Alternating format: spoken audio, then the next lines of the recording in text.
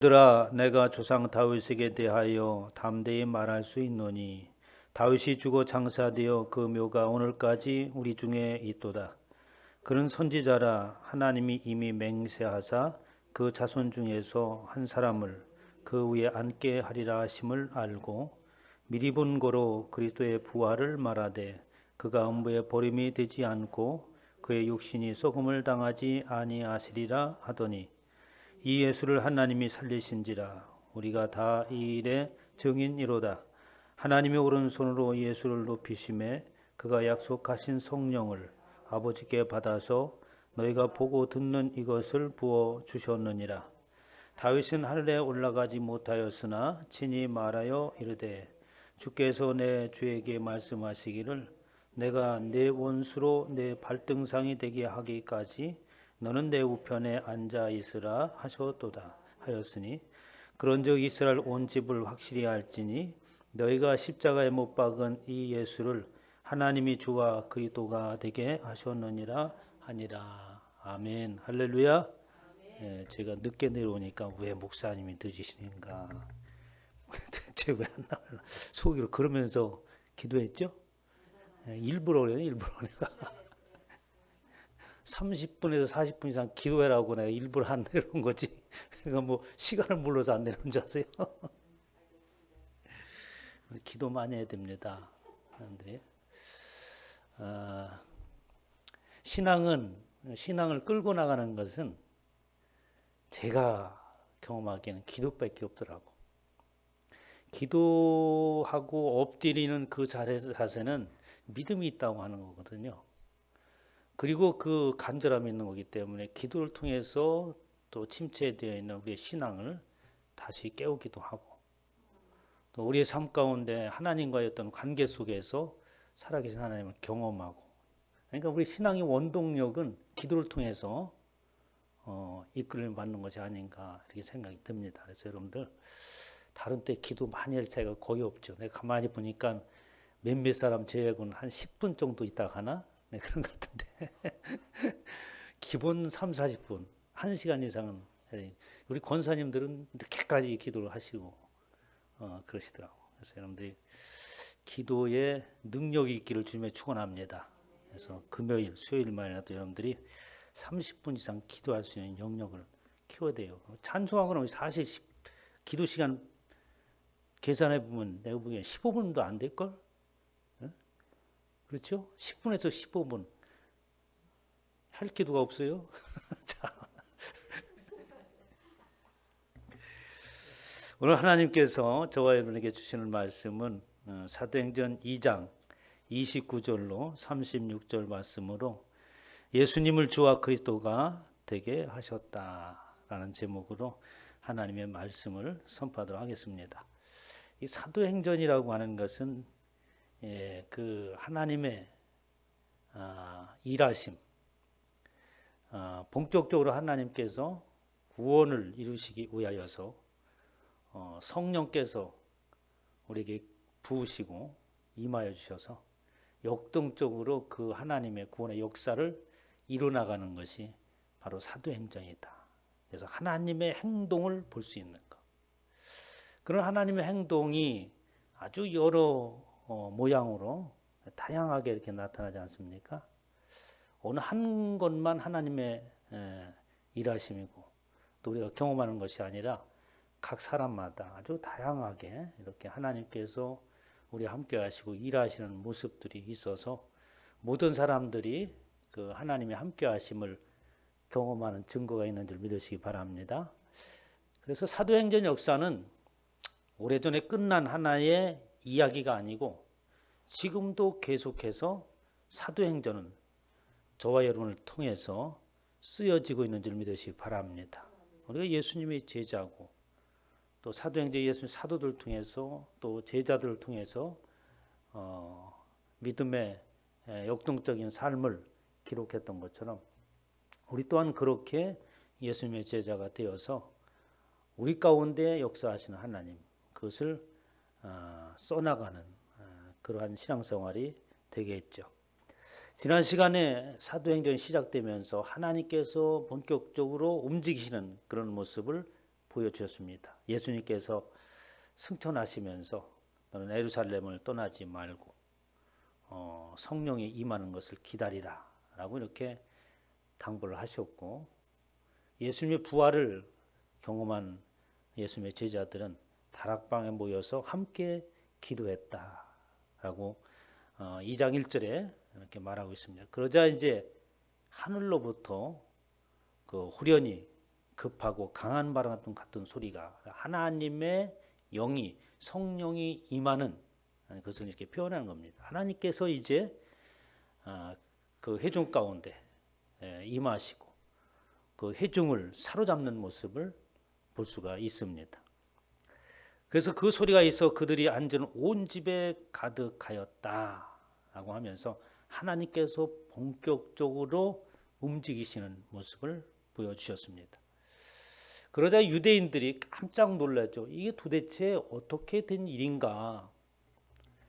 그동안에 유대인들은 하나님과의 관계를 맺는 것을 제사를 통해서 하나님과의 관계를 맺고 우리 신앙의 모습을 보이는 것으로 그들의 그 신앙을 보여줬죠. 그러니까 하나님과의 관계 속에 있어서 어느 때인가 어느 순간인가서부터 이 교통함이 없어진 거, 일방적으로 제사를 드리고 그리고 하나님의 은혜와 긍휼을 기다리는 그런 모습이 유대인들의 신앙의 모습이었습니다. 그런데 이제 그러한 것에서 탈피하여서 제사 가운데 임하는 것이 아니라 저와 여러분의 삶 가운데 실제적으로 임하시는 하나님을 경험하게 된 거죠. 도대체 이러한 일들이 어떻게 해서 일어날 수가 있겠는가? 우리 신앙의 모습들을 보면은 사람들은 종종 착각을 합니다. 어떤 우리 영화에서 봤던 것을 이렇게 생각하고 기도를 하더라도 그런 모습을 하는 것을 보는데 어떤 무아지경에 빠져서 막 뭔가에 홀려가지고 이렇게 기도하는 그런 것들을 상상하고 그런 무아지경에 빠졌을 때 신이 막 그냥 임해가지고 예언을 한다든가 이러한 무속적인 생각을 가지고 종종 그렇게 생각하는 사람들이 있습니다. 그러나 예수 그리스도를 믿는 기독교는 그런 것이 아니에요. 이 사람들이 무아지경에 빠진 게 아닙니다. 기도를 통해서 하나님과의 깊은 관계 속에 있을 때에 실제적인 하나님이 우리 가운데서 일하시고 역사하시는, 그러니까 이 하늘로부터 급하고 강한 바람 같은 소리가 있어서 온 집에 가득하였다고 하는 것은 그 온 기도하는 회중들을 사로잡으시고 하나님께서 그 안에서 마음껏 운행하시는 그런 모습을 볼 수 있는 거죠.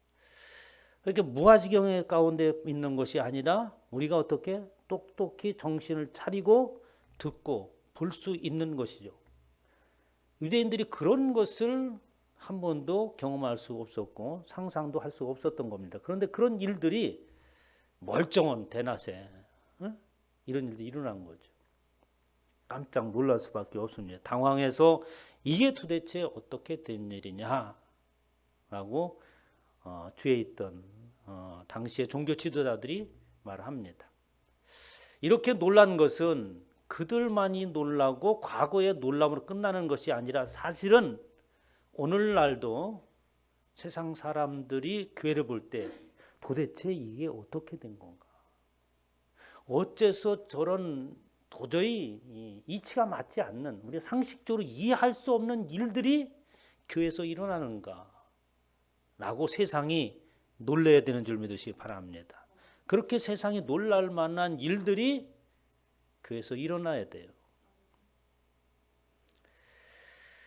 오늘 본 말씀 2장 32절에 보면 예수를 하나님이 살리신지라 우리가 다 일의 증인이로다 라고 하면서 그렇게 하나님께서 성령으로 임하시고 우리들 가운데 운행하시는 것은 그 자체로 끝나는 것이 아니라 그 하나님이 너와 함께 한다고 하는 증거요, 우리로 하여금 하나님의 능력을 부어주셔서 그 일을 행할 수 있겠다고 하는 하나님의 메시지가 아니겠어요?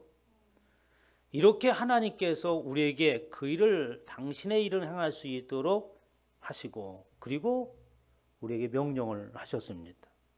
오직 성령이 너에게 임하시면 너희가 권능을 받고 예루살렘과 온 유대와 사마리아와 땅끝까지 이르러 내 증인이 되리라 라고 하면서 예수님의 제자들 가운데 임하신 그 성령은 그 임한 그 자체의 모습으로서 끝나는 것이 아니라 하나님이 너와 함께 하심으로 인해서 이제부터 본격적으로 주님께서 승천하시면서 제자들에게 말씀하셨던 그 증인의 삶을 이제부터 행동으로 옮겨라고 하는 하나님의 메시지인 거죠. 그러니까 저와 여러분의 신앙생활이라고 하는 것은 내가 예수 그리스도를 믿습니다라고 하는 것은 무엇으로 그것을 표현할 수 있고 나타낼 수 있습니까? 그것은 바로 예수 그리스도의 부활하심의 증언으로 나서는 것인 줄 믿으시기 바랍니다. 우리가 여러분들 계속해서 순종함으로 이제 복음을 전하고 이제 전도를 하면서 계속 나가고 있는데 이것은 잠깐 했다가 끝나는 것이 아니라 계속해서 꾸준하게 습관적으로 이렇게 해나갈 수 있기를 주님의 축원합니다. 그래서 자연스럽게 내가 적어도 한 달에 한두 번은 내가 다 나가야지 아무리 바빠도 이런 마음을 가지고 있으면 우리 성도들 모두가 다 그 일을 행할 수 있어요. 사도행전 3장 16절에 보면 생명의 주를 죽였도다. 그러나 하나님이 죽은 자 가운데 살렸으니 우리가 이 일의 증인이다.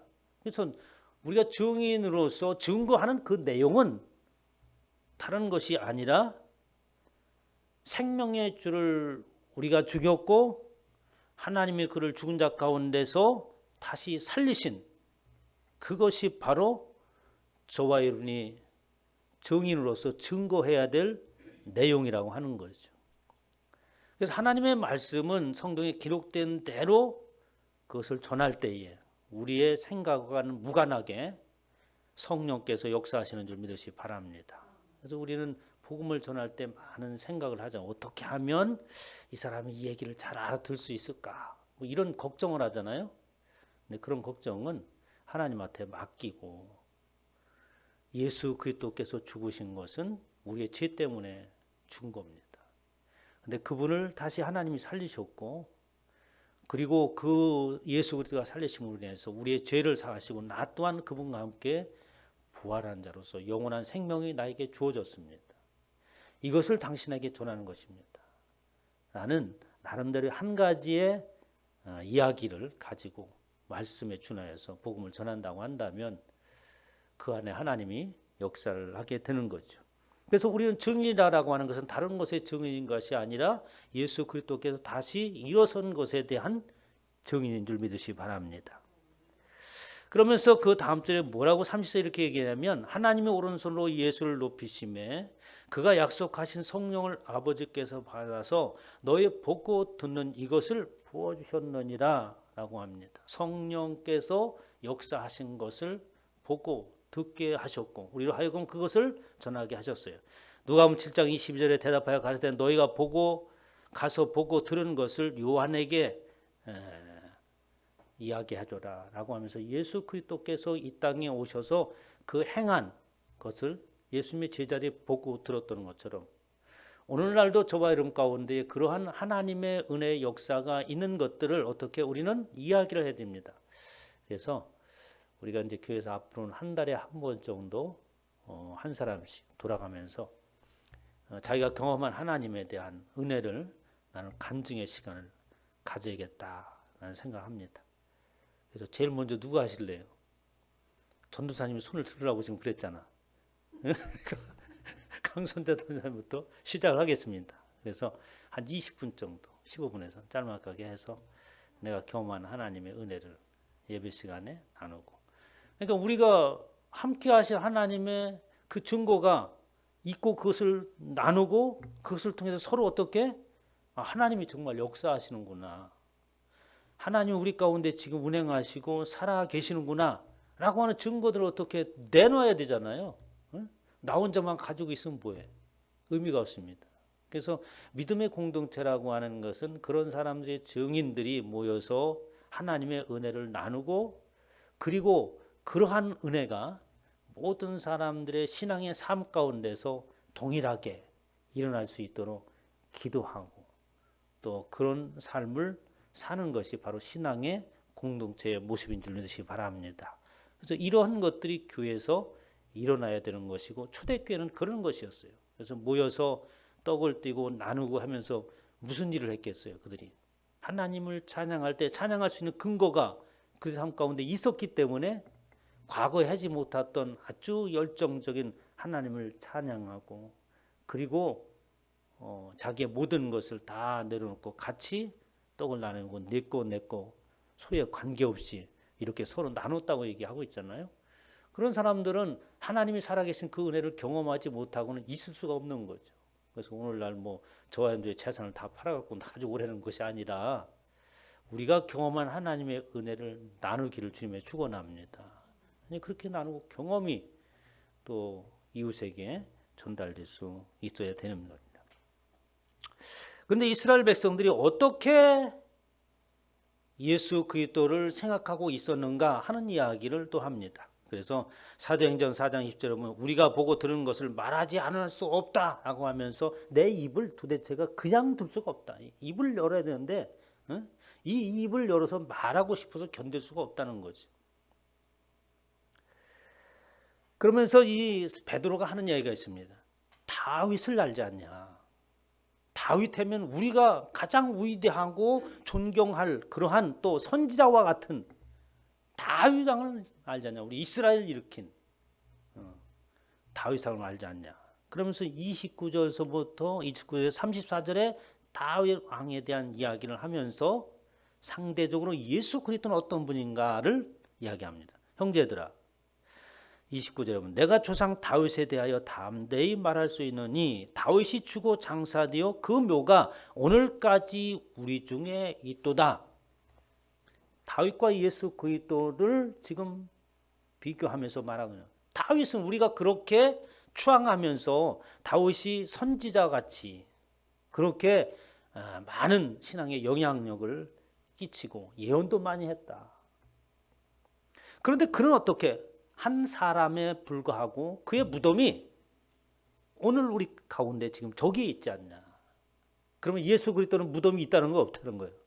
예수 그리스도의 부활하신 예수 그리스도는 다윗 왕과 다른 그런 분이시다. 그러면서 34절에 다윗은 하늘에 올라가지 못하였으니 라고 해서 그리고 그 다윗은 또한 그렇게 무덤이 있고 그는 하늘에 올라가지 못하였다. 그러면 왜 다윗 왕에 관한 이야기를 했을까요?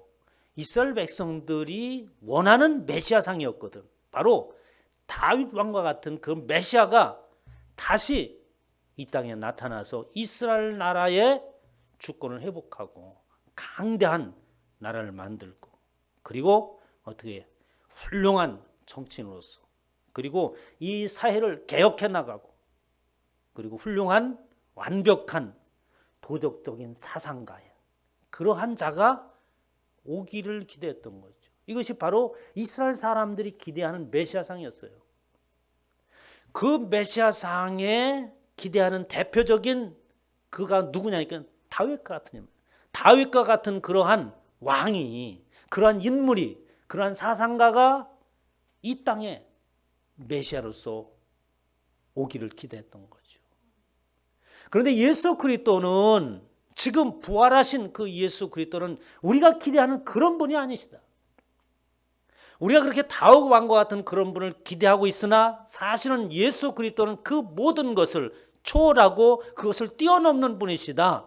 이 땅에 훌륭한 정치인을 뛰어넘고 우리가 기대하고 때때로는 불합리한 일에 사회적인 개혁을 일으키는 그러한 자를 뛰어넘고 그리고 훌륭한 도덕가 사상가인 그러한 모든 사람들의 그 사상을 뛰어넘고 초월할 수 있는 그분이 바로 예수 그리스도다. 그렇게 우리가 기대하는 것과 같은 비교가 될 수 없는 그분이 바로 예수 그리스도요. 바로 그분이 우리가 기대하는 메시아다라고 하는 겁니다. 그러면서 36절에 이렇게 마무리하는 그런즉 이스라엘 온 집이 정녕 알지 너희가 십자가에 못 박인 예수를 하나님의 주와 그리스도가 되게 하셨느니라 라고 말합니다. 예수 그리스도를 그냥 예수 그리스도라고 얘기하지 아니하고 그 앞에 뭐라고 얘기하냐면 너희가 십자가에 못 박힌 이 예수가 주 키리오스 그리고 그리스도 구원자가 되셨다. 그렇게 하나님께서 만드셨다라고 하는 겁니다. 그러나 예수 우리의 구원자는 메시아는 하나님께서 어떻게 만드셨냐면 바로 십자가를 진 그 예수라고 하는 이름이 많았잖아요. 당시에도. 네?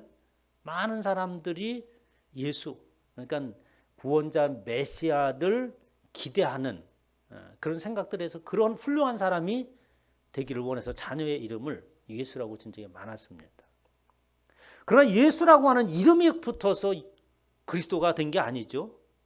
그는 하나님께서 어떻게 십자가를 지게 하심으로 인하여서 예수가 그리스도가 되는 겁니다. 그리고 그 예수는 물과 피를 쏟으신 그분이 바로 주와 그리스도가 되게 하셨다고 하는 겁니다.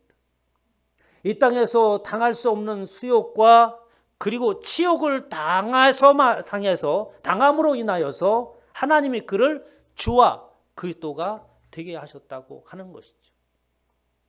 그냥 예수 그리스도가 그냥 우리가 생각하는 대로 어때 유대인들이 생각하는 그 메시아가 오는 것은 이렇게 예수 그리스도가 지금 십자가에 달려서 죽는 아주 처참한 사형대에 올라서 남들이 다 외면하는 아무리 좋은 얘기를 해도 십자가에 달려서 그 아주 흉악한 범죄인만 십자가에 달려 죽이는데 아무리 좋은 얘기를 해도 뭔가가 있으니까 나라에서 십자가에 달려 죽었겠지. 사람들이 이렇게 생각하지 않겠어요? 근데 뭐가 잘 모르지만 우리가 어떤 범죄에 대한 처형을 하면 그 뭔가가 있으니까 그렇게 했겠지. 생각하지 않겠습니까? 그러한 메시아상이라고 하는 것은 유대인들에게 있을 수 없던 거죠. 아마도 우리도 마찬가지입니다. 훌륭한 자. 이 나라를 세우고 강대국으로 이끌고 훌륭한 리더가 될 사람들은 뭔가 어떻게 학교도 학벌도 좋고 그 배경이 그럴 만하고 인정할 만하고 그리고 모든 면에서 아주 충출한 그런 모습을 사람들이 기대하는 거 아니겠어요?